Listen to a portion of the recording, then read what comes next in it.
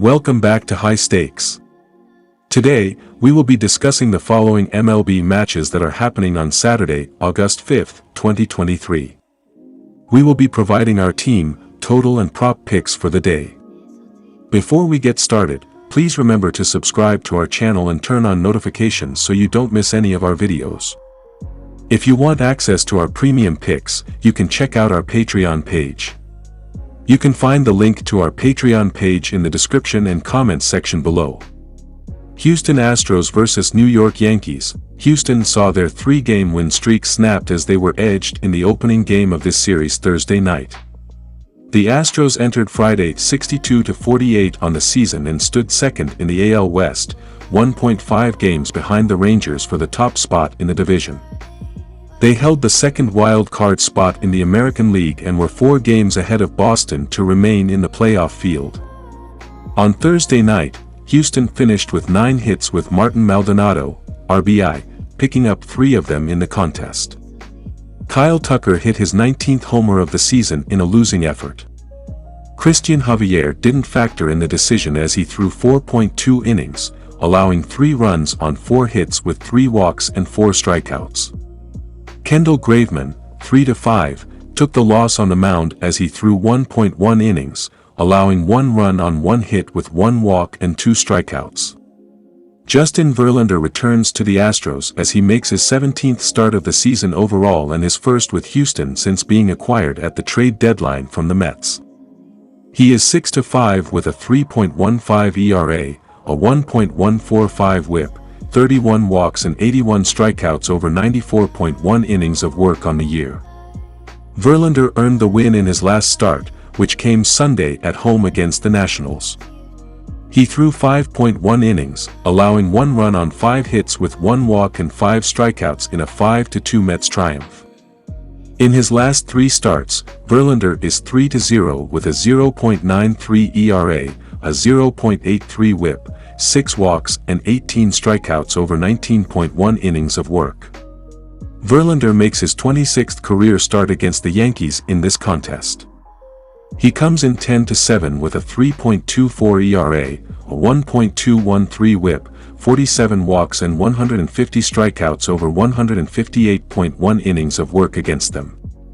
Verlander is 5-4 with a 3.46 ERA, a 1.09 WHIP, 21 walks and 67 strikeouts over 78 innings in 12 career starts at Yankee Stadium. With Cortez making his first start in more than 2 months, coupled with Anthony Rizzo hitting the shelf with post-concussion syndrome and Domingo German going on the restricted list due to personal issues, the Yankees are dealing with some issues. It's tough to gauge how deep into the game that Cortez will go, which in turn puts pressure on the bullpen for the Yankees. Verlander had turned things around, winning his last 3 starts with the Mets ahead of the trade earlier this week. The Astros are the better team at this point of things, and with the edge on the mound, they should put this game in the win column. Our team pick is Houston Astros. Even with Cortez's high daytime ERA, he has done well to limit home runs this season, and he didn't give up any in his last start.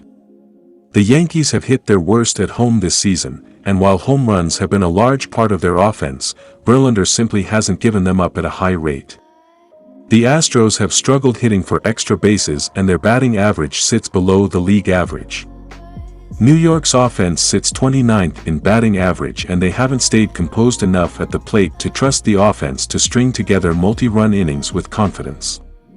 The play is the under 8.5 runs.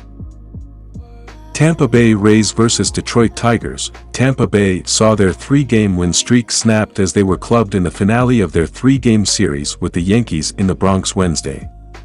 The Rays entered Friday 66-45 and stood second in the AL East, 2 games behind the Orioles for the top spot in the division. They did hold the top wildcard spot in the American League playoff picture. On Wednesday, Tampa Bay finished with 6 hits with Rene Pinto recording 3 of them in the loss. Wander Franco hit his 14th homer of the season for the Rays in the defeat.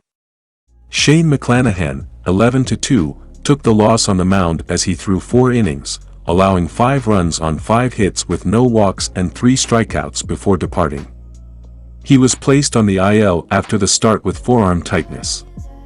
Aaron Civale is on the hill for the Rays as he makes his 14th start of the season overall and his first with the team after being acquired from Cleveland earlier this week.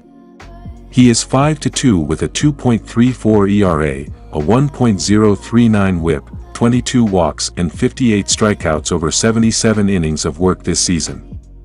Civale earned the win in his last start with the Guardians, which came against the White Sox on the road Sunday afternoon. He threw 6 shutout innings, allowing 3 hits with 2 walks and 4 strikeouts in a 5-0 Guardians victory.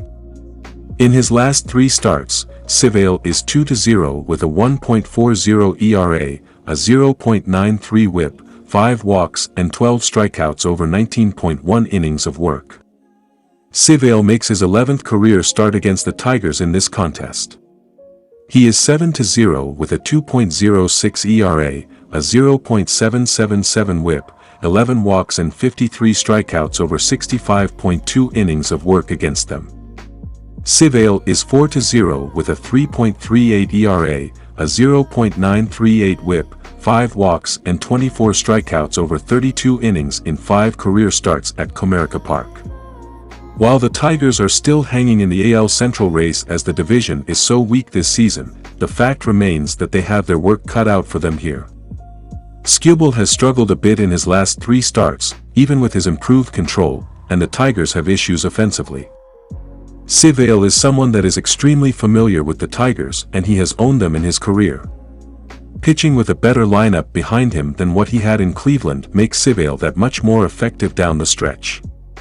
Look for Tampa Bay's bats to back another stellar outing for Civale as the Rays pick up the victory in this contest. Our team pick is Tampa Bay Rays. 2 of the last 3 games in which Civale started went over the run total. Skubal has an ERA over 7 in his prior 3 starts. The Tigers have gone over the run total in 2 of Skubal's last 3 starts. The Rays' offense is ranked in the top 5 in the majors in average runs per game and slugging percentage, so they have the ability to score in bunches quickly. Detroit's pitching staff gives up more runs at home than they do on the road this season, and they rank in the bottom half of the league at home in ERA with 4.73. Tampa Bay pitchers have struggled away from their home stadium recently, producing a 6.60 ERA and a 10.74 average hits per 9 innings over their last 7 games. The Tigers' pitching staff has allowed close to 6 runs per 9 inning on average over their last 10 matchups with the Rays. The Tigers have gone over the run total in 2 of their last 3 games overall and at home. The trends support a higher run total when these 2 teams meet on Saturday afternoon. Take the over 8.5 runs. Atlanta Braves vs. Chicago Cubs.